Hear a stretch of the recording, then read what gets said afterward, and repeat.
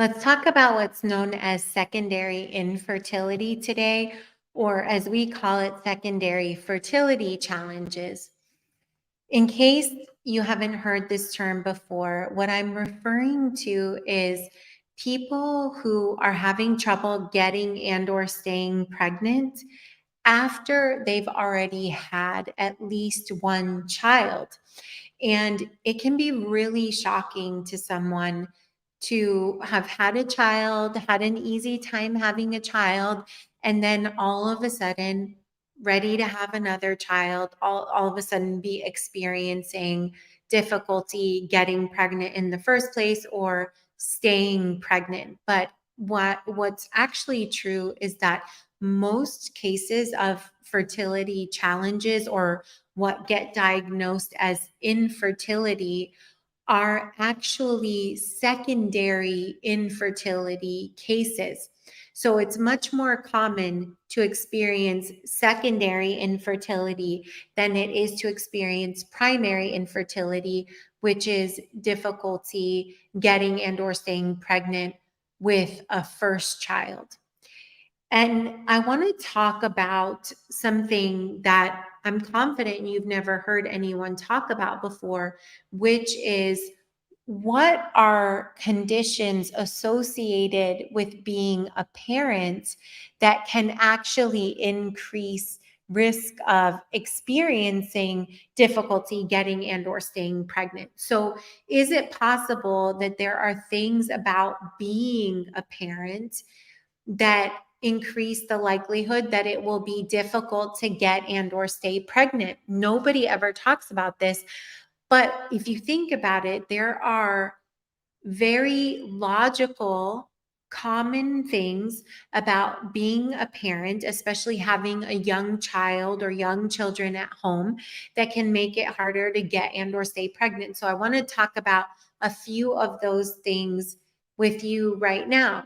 So let's talk about the elephant in the room, which is sleep, because everybody associates having a young child, an infant, or a toddler with sleep deprivation. And I know that that is one of the things that people who want to have a baby are really fearful about, the sleep deprivation that comes with having a baby. And of course, there will be always be some form of sleep disruption with a newborn. I mean, maybe unless if you have a night nurse, but even if you have a night nurse, especially if you're breastfeeding, because even if you aren't the one getting up with the baby in the middle of the night, you still need to wake up and pump milk every 2 to 3 hours to ensure that your milk supply is sustained, is abundant. So there's always some sleep deprivation that comes with having a young child at home. And people are really fearful of this. And of course, this can take a toll on fertility because it can affect hormonal balance. Sleep is very closely related to stress in the sense that it can be harder to manage stress. It's harder to have a regulated and healthy hypothalamic pituitary adrenal cortical axis, which is the body's stress response system. So sleep is one of the things that's associated with being a parent that can make it harder to get and or stay pregnant. And a companion of that is stress more broadly and the body's stress response system. And then another thing to look at that's really common among parents is nutrition. So nutrition has two parts. One part is, what are you consuming?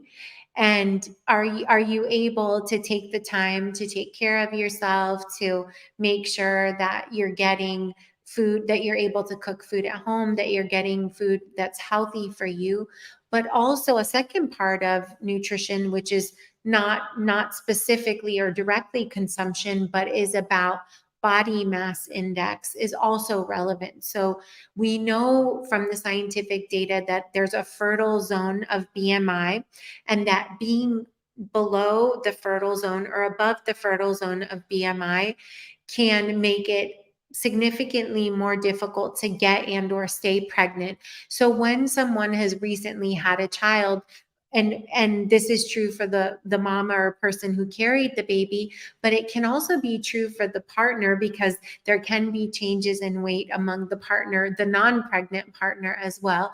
So if someone has recently had a baby, it may be that they're higher than they normally are in BMI, and that, you know, it's harder to take the time to take care of the food, exercise, and sleep, all the things that go into maintaining a healthy BMI. But also, there are some people who actually go down in BMI, and especially while they're breastfeeding, maybe losing weight rapidly, and it's hard for their body to hold on to enough resources to have enough body fat. So that can be another issue that's associated with parenting, and especially the parenting of young children, that can affect the ability to get and or stay pregnant. And I'll be back to share a couple more with you tomorrow. And one of them is about the ability and the time and space and frequency of intimacy. So we'll talk about that when I come back and see you tomorrow. Have a beautiful rest of the day. Sending you warmest wishes and super baby dust.